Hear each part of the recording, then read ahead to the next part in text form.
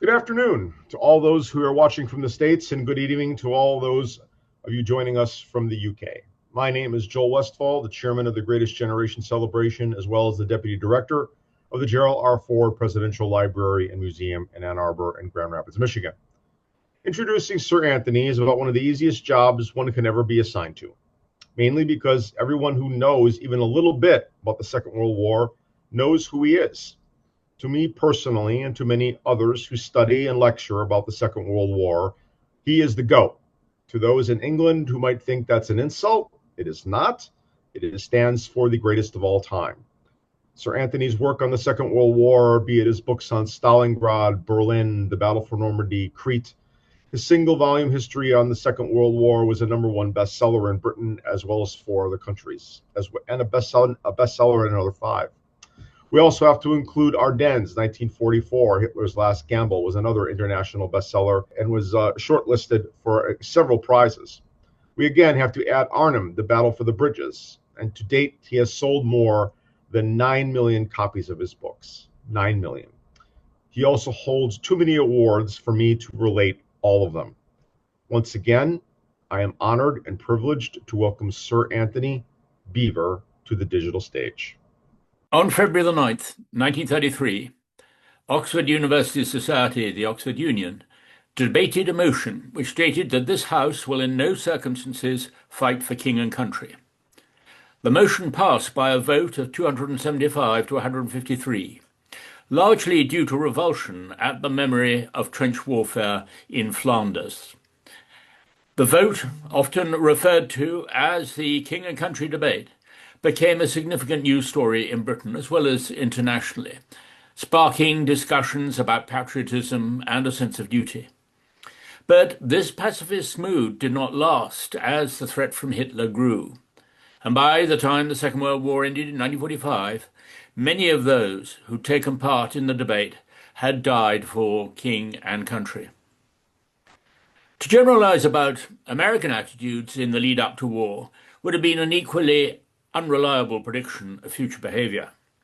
Many were isolationists who disliked the idea that the new world should be called upon yet again to sort out the problems of a corrupt old continent. Yet the Japanese attack on Pearl Harbor on the Day of Infamy, followed by Hitler's declaration of war 3 days later, transformed reluctance into a mood of outrage and patriotic determination. The Anglo-American alliance, which came into being, was not a guaranteed success, despite the sharing of many attitudes. British and American leaders did not necessarily agree on basic priorities and therefore on overall strategy. Even though the most immediate threat to American interests lay in the Pacific, President Roosevelt had to recognize that the United States needed to agree to the British priority of defeating Germany first in Europe while it geared up for war. Even then, it soon became clear that British grand strategy was totally different to the American continental approach, with its belief in the clash of massive land armies. Ever since the early 18th century, the British, an island nation short on manpower but strong at sea, had believed in a peripheral approach. This meant avoiding the great land battle for as long as possible, while building a coalition against the aggressor and wearing down its power on the fringes of Europe, especially in the Mediterranean. This had been the view of the Duke of Marlborough then, and more than 2 centuries later, his direct descendant, Winston Churchill, embraced it again passionately. Its limit was not signalled until the Casablanca Conference of 1943, when Roosevelt imposed his will as the senior partner in the alliance. The invasion of Sicily and then Italy would be the last pandering to Churchill's obsession to pierce the soft underbelly of Europe. Churchill never favoured the plan to invade Germany across northwest Europe. This was forced upon him by Stalin and Roosevelt at the Tehran Conference in November 1943. By the spring of 1944, Churchill was in a nervous frenzy. Now he had to conceal his reluctance for the cross-channel invasion. Yet he privately feared that the losses involved would leave the British Army so weakened that the country would be left without any influence in the post-war world. Churchill, unlike Roosevelt, feared Soviet domination of a crushed Europe. This was why his vision was to advance into Central Europe from northeast Italy to preempt a Soviet occupation. Yet the mountainous terrain around the Ljubljana Gap would have made that impossible. The Allies' exceptionally slow and bitter advance up the spine of Italy should have warned him how effectively the Germans could fight in retreat. But although Churchill was wrong on military grounds, he was right to fear Stalin's ambition to create a cordon sanitaire of satellite states across Central Europe, so that the Soviet Union could never suffer another surprise attack as it had in 1941. In any case, his fears were not listened to.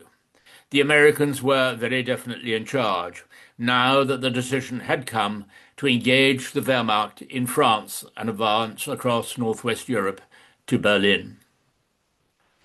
From the very start of the conflict with Germany, Britain had been fighting a poor man's war. Its imperial role and self-appointed task of the world's policeman meant that it was hampered by far too many commitments to France, to Greece, and to Commonwealth and colonial obligations in the Far East. Whatever the political commitments, it was dangerous to have ignored Frederick the Great's dictum that he who defends everything defends nothing. The United States, on the other hand, with its economy booming from arms sales to France and Britain from 1939, soon had the ability to fight a rich man's war. One of my favorite sayings from its dramatic rise in military power came from an American general. "The United States Army does not solve its problems," he declared confidently, "it overwhelms them." No British general would ever have been in a position to utter such a view, especially after the evacuation from Dunkirk at the end of May 1940 and the determination to fight on. This was the first geopolitical turning point of the war, in the sense that Hitler lost the chance of a single-front war against the Soviet Union. Most of the men of the British Army at Dunkirk were saved, thanks to the Royal Navy, civilian volunteers in little boats, and a miraculously calm sea. But the loss of equipment and vehicles was catastrophic. The British Army in France had in fact been more mechanized than its German opponents, whose infantry divisions had struggled to keep up with their panzer formations. So had the French army, and their surrender, which gave the Wehrmacht a large proportion of the motor transport which it deployed later in Operation Barbarossa. And this was a failure for which Stalin did not forgive them. Nevertheless, the British loss of equipment had a doubly disastrous effect. The urgent need to rearm in the face of what was thought to be an imminent German invasion meant that the rush to replace everything meant that there was no time to redesign weapons and armoured vehicles or retool factories. Only superannuated models could be replicated, and this had a knock-on effect for much longer than should have ever been allowed. British tanks continued to be built with 2-pounder guns, incapable of penetrating German armour. This was hardly good for the morale of tank troops. And it would take until 1944 before the first British tanks were equipped with the 17-pounder gun, which could take on the dreaded German 88mm with confidence. In retrospect, it is amazing that the Anglo-American alliance worked at all, considering how different the two countries' armies were in almost every way: culture, tradition, tactics, strategy, professional standards, administration, and social attitudes. The most obvious contrast came with D-Day, the greatest undertaking of the whole war. The planning for Operation Overlord was meticulous. Nothing was left to chance. The instructions issued by staff officers ran to many hundreds of pages. In true British style, nervousness was camouflaged with jokes. Operation Overlord became known as Operation Overboard. So much at stake, Both American and British planners suffered from D-Day jitters, as they were known. But one of General Bradley's staff officers, the wonderfully named Colonel Bonesteel, observed later, the British had a much greater fear of failure. And this was indeed true. After all, the German blitzkrieg victories in 1940, then more recently, the disastrous raid on Dieppe in August 1942, to say nothing of manpower shortages and weariness after more than 4 years of war. It is just worth mentioning here that historians have tended to overlook one important unintended consequence of the Dieppe fiasco. Its conspicuous failure, in which Canadian forces suffered so badly, in fact lulled Hitler and even some German commanders into an exaggerated sense of security in the strength of the Atlantic Wall. When it came to D-Day itself, on the 6th of June 1944, British performance varied wildly. Paratroopers in the 6th Airborne Division and the glider troops who captured the bridges at Bénouville displayed great dash and courage. Yet the performance of some infantry battalions revealed a distinct lack of drive. An astonishing number of soldiers, recovering from seasickness in the landing craft and tired from wading in through the waves, felt relieved to have survived the landing, and they believed that they had earned the right to a cigarette and a mug of tea. Some actually started to brew up on the beach, even though still under enemy fire. And the British naval beachmasters, scarcely believing their eyes, furiously yelled at them to advance inland and chase the Germans off. Both Canadians and Americans were bemused by the British Army's apparent inability to complete a task without a break for tea. They also noticed a widespread reluctance to help other arms. Infantry often refused to help fill a crater or get a vehicle out of difficulties, and when not engaged on an engineering task, sappers failed to fire at the enemy. It is hard to tell whether this demarcation mentality arose out of a trades union mindset or the regimental system, both of which cultivated a tribal loyalty with its own weakness as well as its own strength. In any case, there can be little doubt that the unemployment and the political tensions of the Depression years in the 1930s had influenced attitudes in the British Army far more deeply than it had across the Atlantic in the United States Army. This was partly because British Army regiments still reflected the class-based hierarchy of a traditional monarchical society. Up until the outbreak of war, a professional approach to military skills had been seen as almost vulgar in the officers' messes of fashionable outfits such as the Guards, the cavalry, or rifle regiments. In peacetime, subalterns had been expected to spend their afternoons like gentlemen amateurs engaged in pastimes such as fox hunting and polo. Platoon sergeants and other NCOs ran everything in their absence, and this had an unfortunate consequence. They'd become so used to doing everything by the book that when officers were killed or incapacitated in battle, British NCOs showed little initiative when having to step up to take command. The German army, in stark contrast, trained its junior commanders, warrant officers and sergeants to be ready to take over at a level 2 ranks above their own. They were expected to demonstrate the initiative needed to carry out Auftragstaktik, the accomplishment of mission command. On the whole, consistent professionalism was much more likely to be found in the Royal Artillery, a separate arm with its own proud tradition, and also the Royal Engineers, even if they did not quite match the warrior ethos of their American counterparts, the combat engineers. And they were highly respected for their skills by the rest of the army. And they proved to be inspired innovators with the Bailey Bridge among their many creations. To be fair, some fashionable regiments, which had enjoyed a gentleman amateur lifestyle in peacetime, sharpened up and demonstrated a surprising professionalism in action. In the Desert War, Rommel acknowledged the superiority of the British 11th Hussars, Lord Cardigan's cherry pickers, in the charge of the Light Brigade, an armoured reconnaissance regiment which roamed behind German lines like the SAS and the Long-Range Desert Group. There was also the Sherwood Rangers Yeomanry, weekend soldiers who'd started the war as mounted cavalry in Palestine, and they turned out to be the most effective tank regiment in the whole of the 8th Army in Normandy and the subsequent advance into the Low Countries and Germany. Class consciousness in the British Army outlived the war itself, producing unexpected political consequences.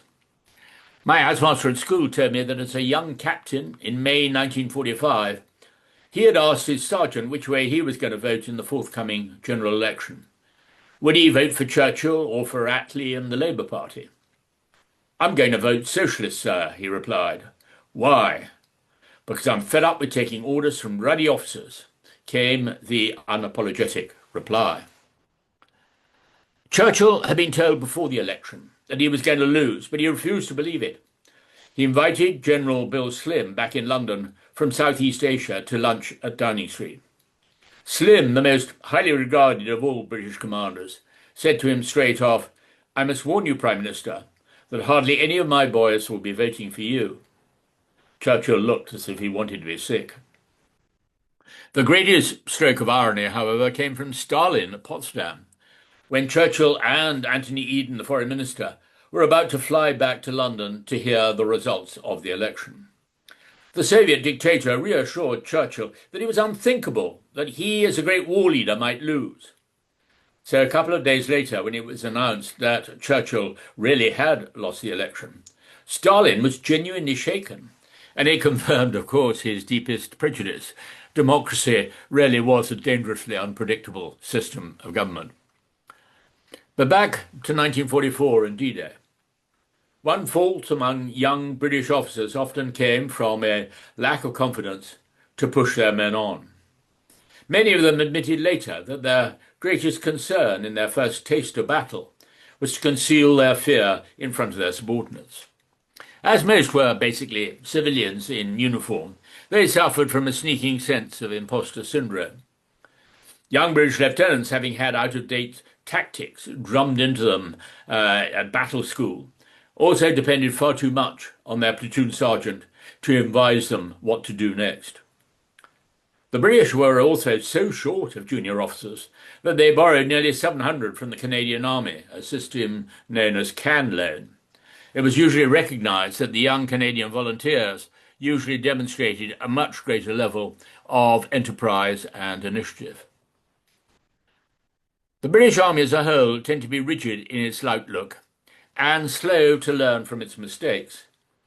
Yet when US Army forces had been begun to deploy in the Mediterranean and European theatre, British officers often considered themselves to be the experts simply because they'd been at war for so long.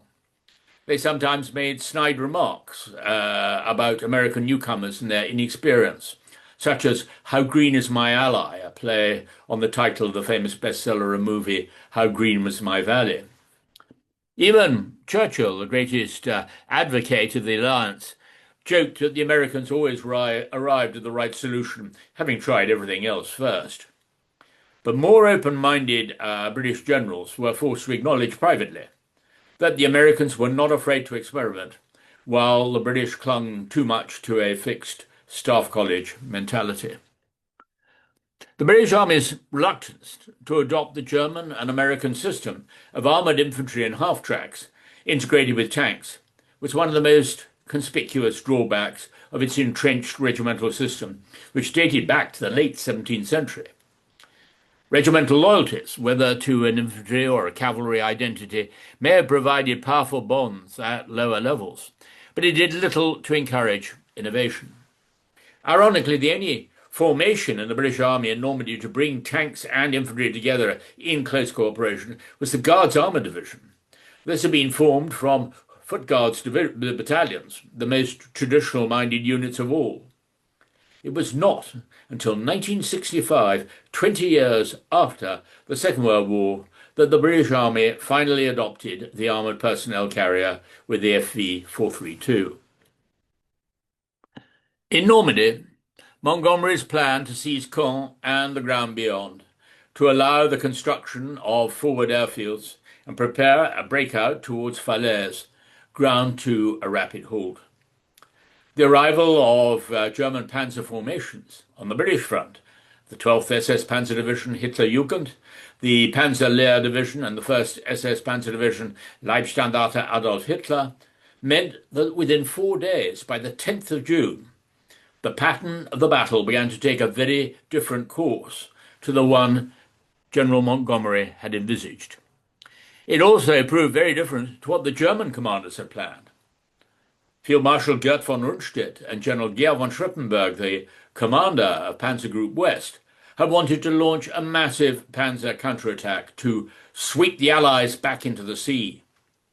But now they had to split their panzer formations to strengthen the weak infantry divisions just to hold the line. And this they did to deadly effect, using camouflage, a flexible defence, and anti-tank guns. So despite massive air support, with field and even heavy naval artillery, the British and Canadian attempts to break through failed. General Montgomery, partly for reasons of morale, but also out of vanity, could not admit that his master plan had gone wrong. He was forced to accept that all the British Second Army could hope to do was to hold down the German panzer divisions on its front, while the Americans seized the Cotentin Peninsula and Cherbourg. Sadly, Montgomery was not frank with his American allies, and especially with Eisenhower, his supreme commander. They became infuriated with what they saw as his complacency and his disingenuous claim that he had foreseen all this all along. Monty's arrogant attitude towards US Army commanders did terrible damage to Anglo-American relations. In July, pressure built up from Eisenhower's headquarters and also senior RAF officers to have Montgomery relieved of his command.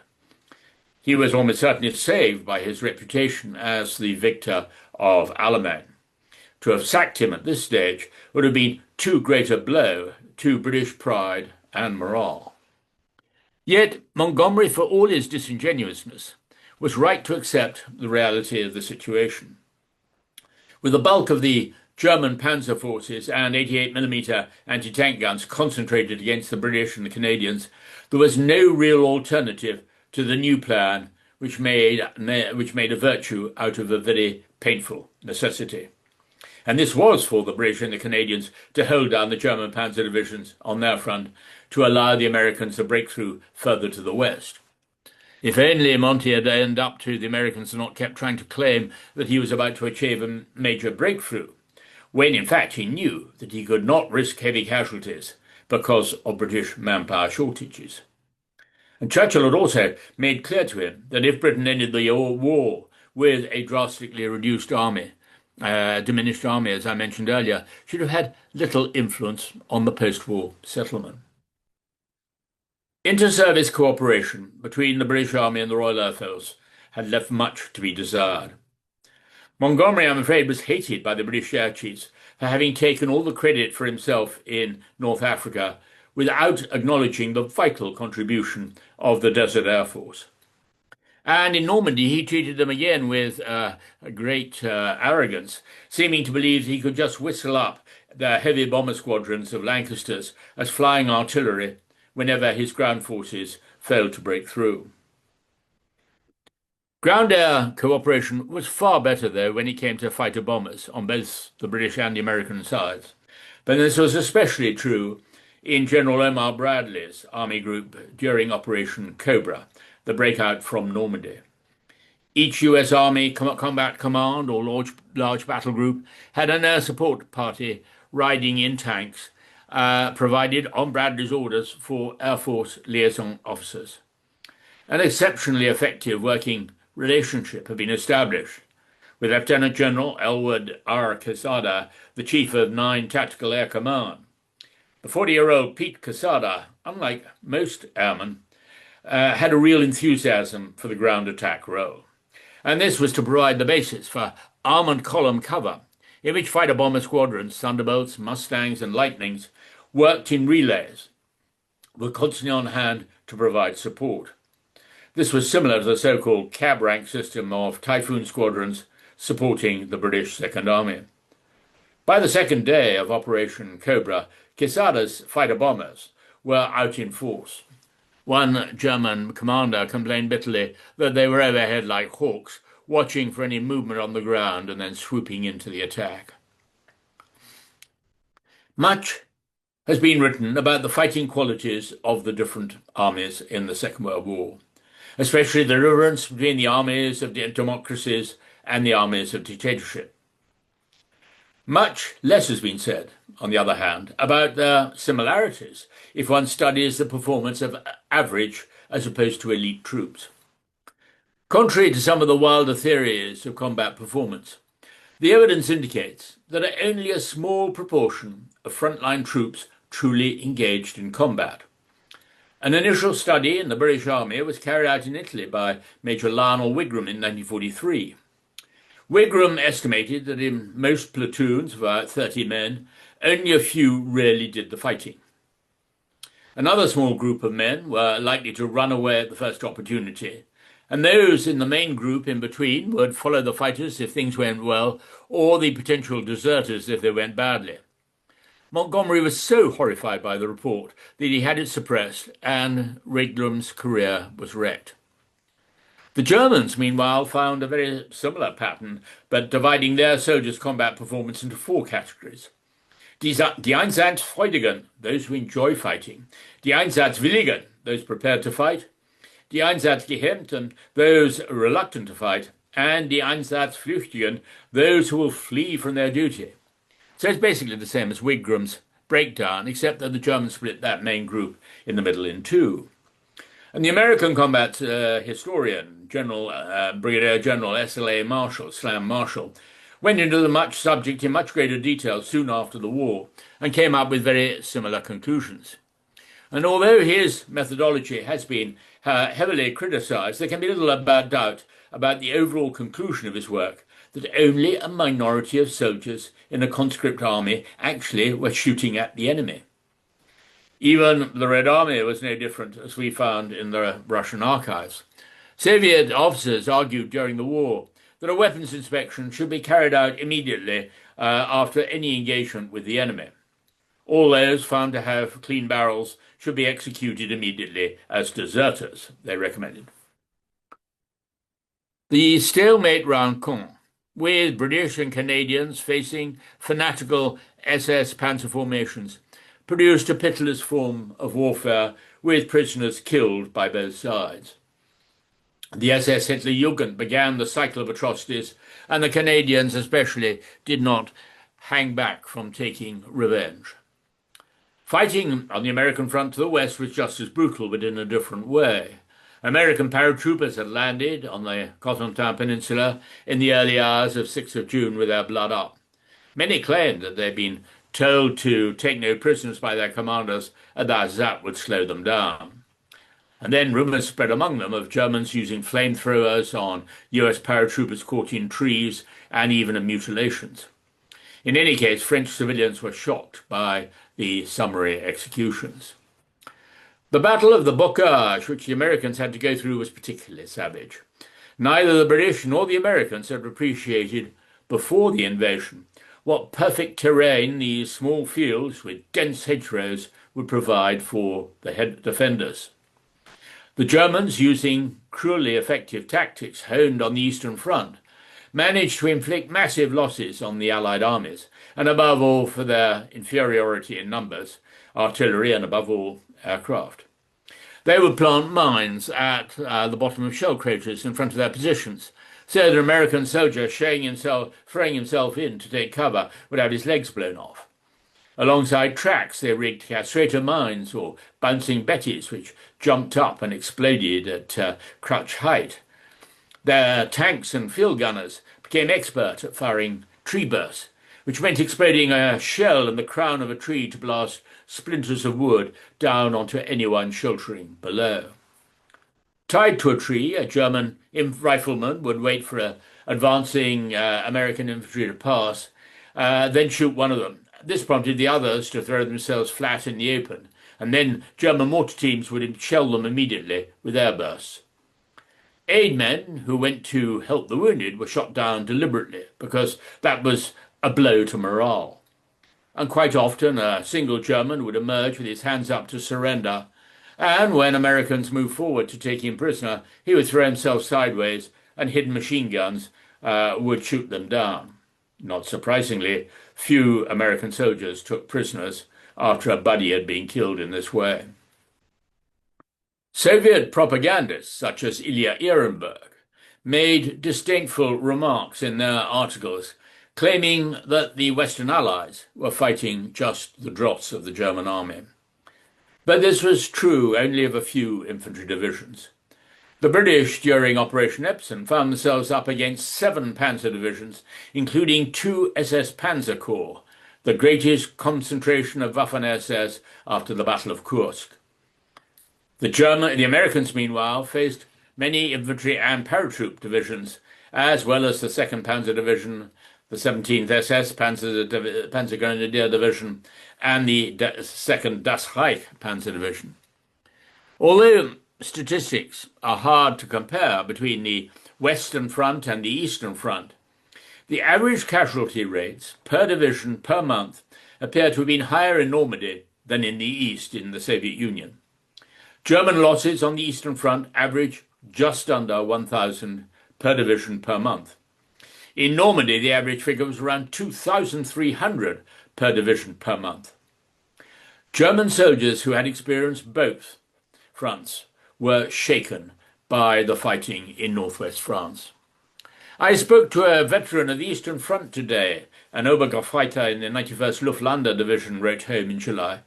He said it was hard in the East, but it was never like what it is here.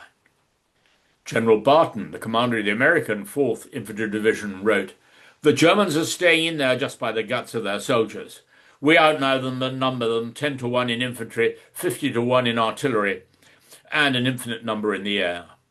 He wanted his unit commanders to convince their men that we have got to fight for our country just as hard as the Germans are fighting for theirs.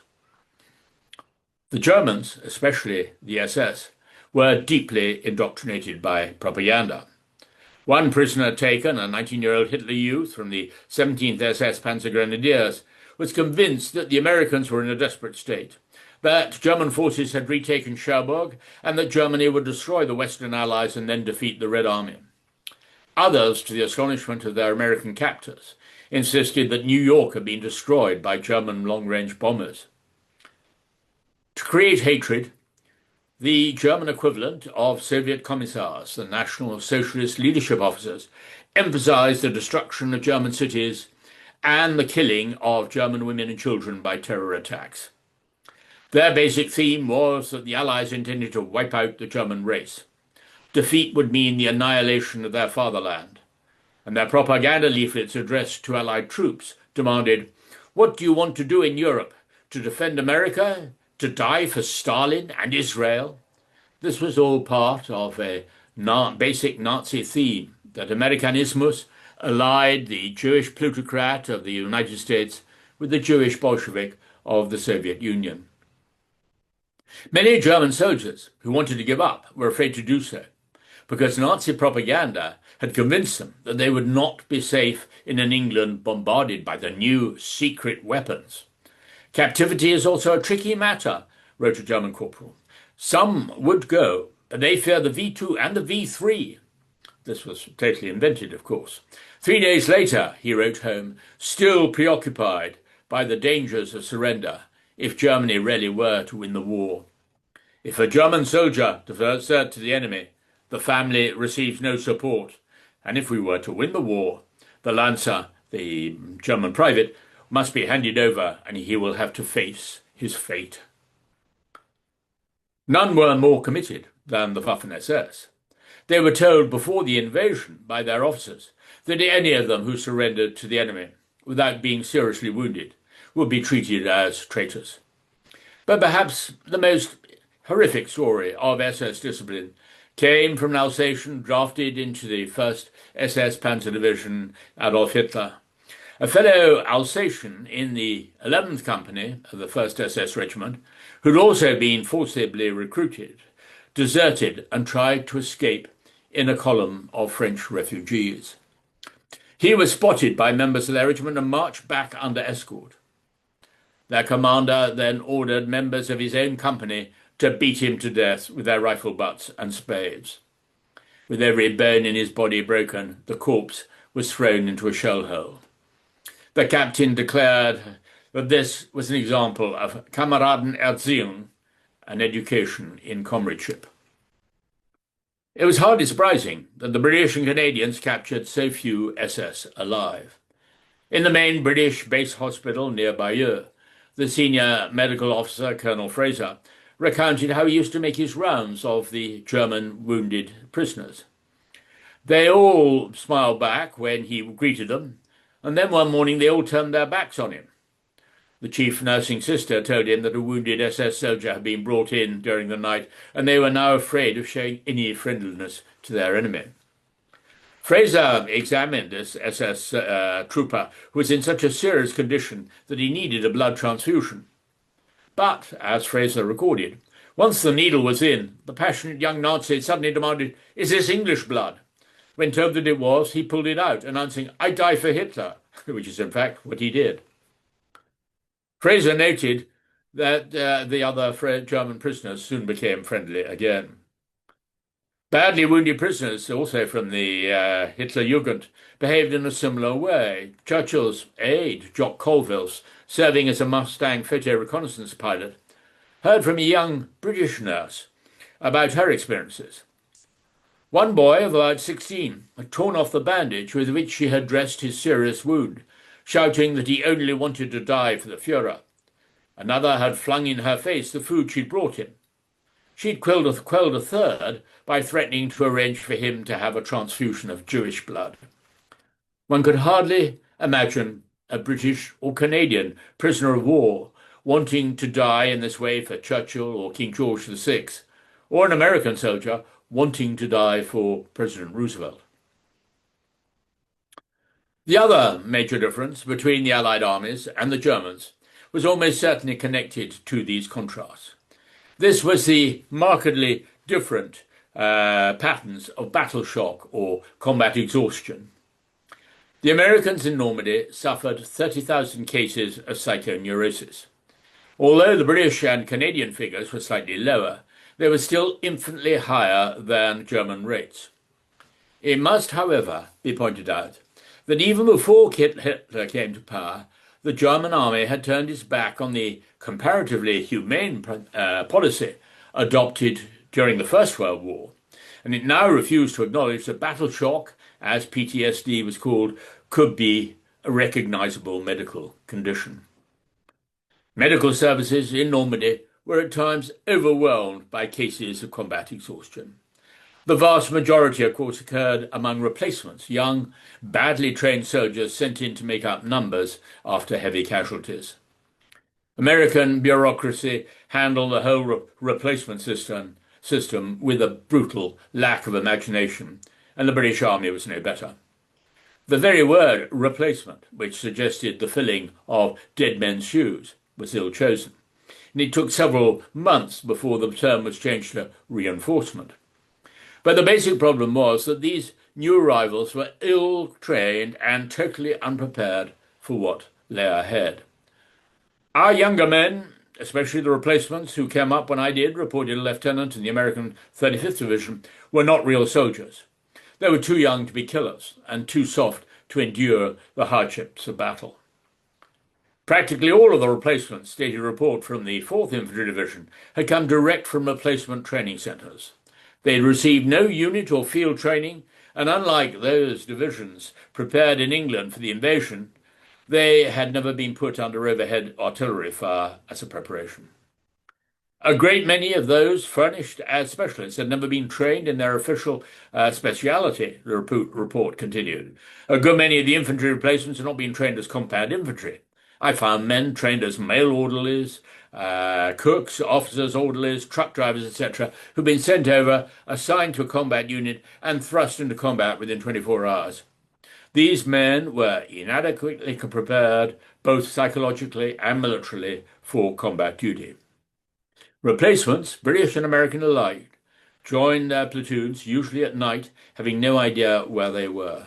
The old hands shunned them, partly because their arrival came just after they'd lost good comrades, and they would not open up to newcomers. Almost everyone knew that they would be the first to be killed, and doomed men were somehow seen as contagious. It became a self-fulfilling prophecy also, because replacements were often given the most dangerous tasks. A platoon did not want to waste experienced men. Many replacements went into shock as soon as they came under fire for the first time. Aid men found themselves having to act as counsellors to replacements curled in terror at the bottom of their foxholes. These boys were convinced that they were under direct fire because of the intense vibrations in the earth from shells landing some distance away. The aid men had to try to persuade them to stick their heads out of the hole to see that they were not in immediate danger. Whenever the company advanced, a guide sergeant was placed in the rear of the platoon to grab any of them who panicked. German officers, on the other hand, would have shaken their heads in amazement at the softness of Allied discipline. Their reinforcements arrived at the point of a boot, and if they shot themselves through the hand or foot, they were executed. An Obergefreiter with the Luftland division rode home and said that Kammer, a capable and brave land, stupidly shot himself through the hand. Now he is to be shot. Their only hope to escape the fighting was a nice Heimatschuss, a bullet wound just severe enough for them to be sent home. Soon after the war, both British and American army psychiatrists wrote that they'd been struck by how few cases of combat exhaustion they'd found among German prisoners of war, even though they had suffered far more under the massive weight of Allied bombing and shelling. They concluded that the Nazi regime's constant warlike propaganda since 1933 had almost certainly helped prepare their soldiers psychologically for the rigors of combat. In a fairly similar fashion, one could say that the great hardships of life in the Soviet Union following the revolution, the Civil War, and the famines, all combined with a non-stop diet of Stalinist propaganda, had toughened all those who served in the Red Army.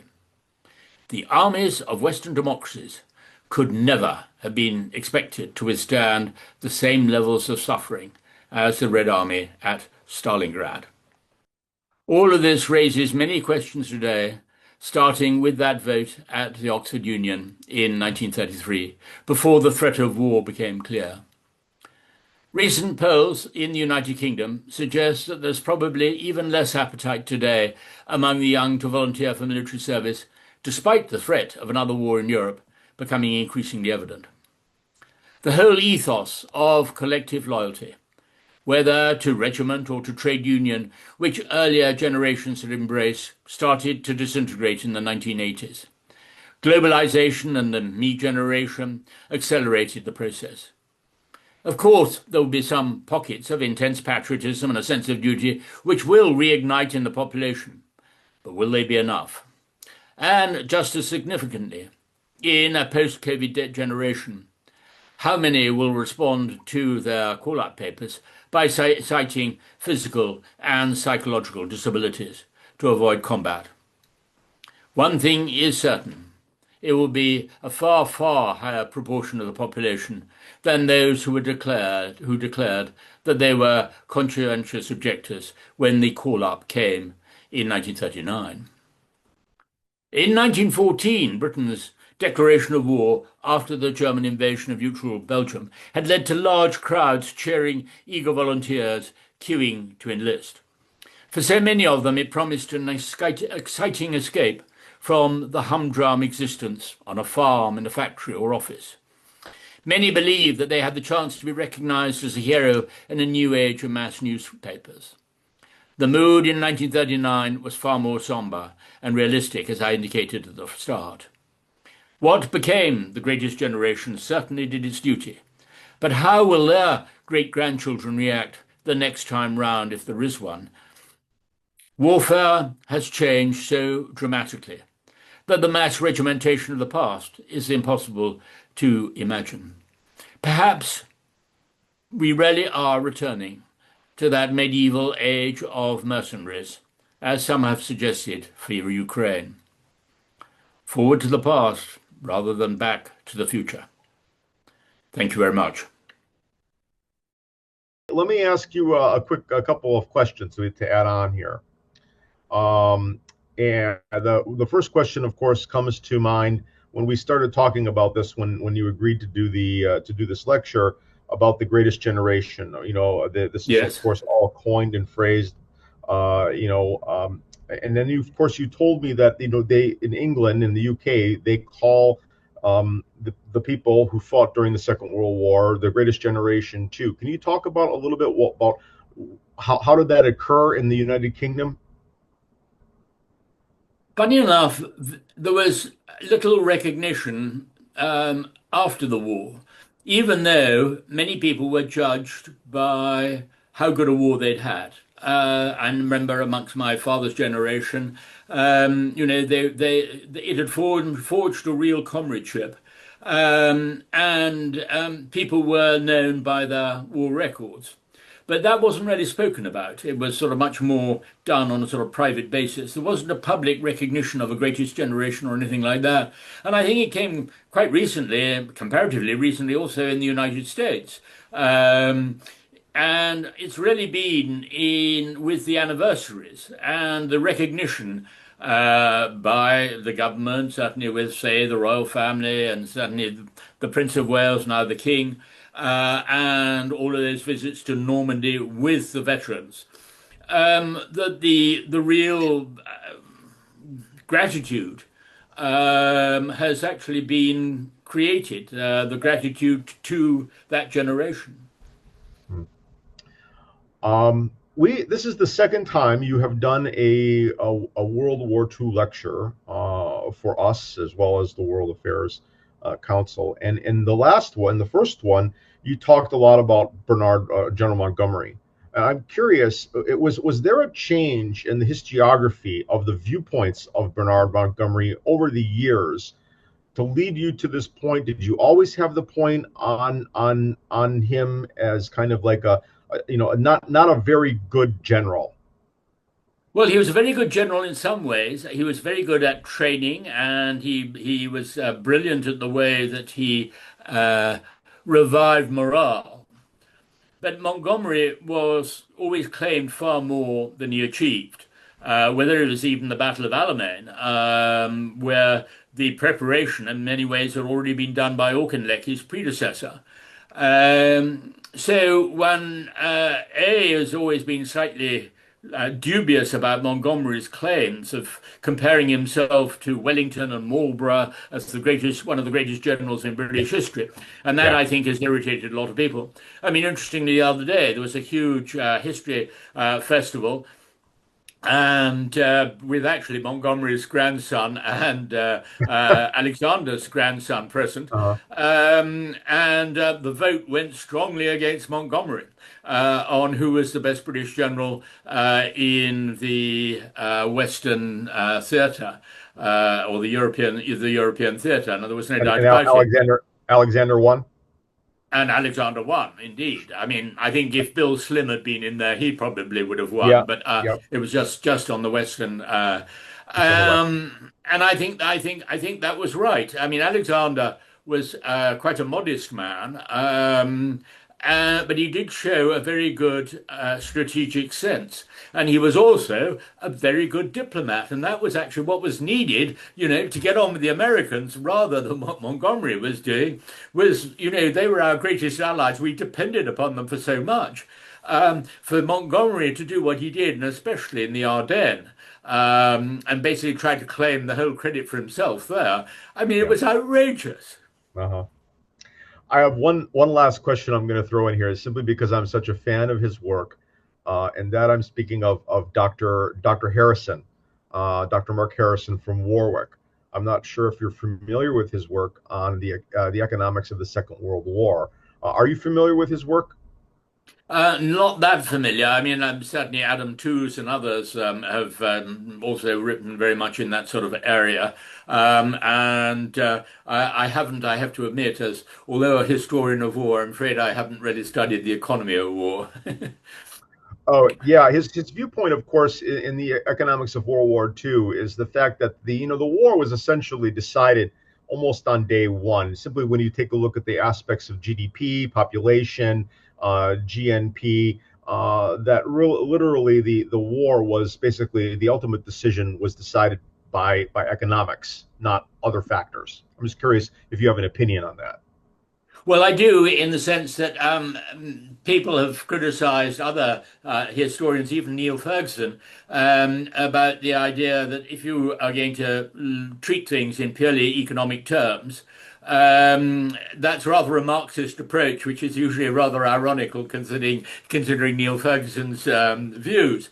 And ditto, I'd have thought certainly to a degree for Harrison as well, from the point of view that actually. Other great leaders like Napoleon, would have said that actually that's a sort of almost a minor element. I don't think that's true, and certainly in a mechanized war, of course, it's a very, very vital element. I mean, this was the whole notion of Jean Monnet and picked up by Roosevelt immediately of the arsenal of democracy, that America could arm the other allies and create what was basically an unbeatable alliance. But there were moments, even in let's face it, even in 1942, when we were all, but not just in England, but in many places, and even in the United States, not believing that we were necessarily going to be defeated, but everything was going wrong, whether it was in Europe, in Russia, in the Soviet Union, and in the Far East in the first part of 1942. It wasn't really until one got to the psychological turning point of the war at Stalingrad at the end of 42. But in fact, the real turning point, as German historians, Toos and others have rightly pointed out, actually really came in December 1941, because the moment that America was in the war and that Hitler had failed to defeat the Red Army in front of Moscow, and that also that December meant actually that geopolitically the turning point had come. Well, thank you very much, Anthony. Again, thank you again for doing this for not only the Gerald R. Ford Presidential Library Museum, but as well, thank you on behalf of Michael Vannon, the director of the World Affairs Council, and thank you very much for agreeing to this lecture. And we'll hope to do it again when your next book comes out. Well, the next book is probably not necessarily suitable for that, because the next book is Rasputin: The Downfall of the Romanovs, which will be coming out in March of next year, March 2026. Well, I can guarantee you that I'm going to be in contact with you about doing another lecture for that. Well, okay, Joe, we'll see closer to the time. But anyway, many thanks and all best wishes.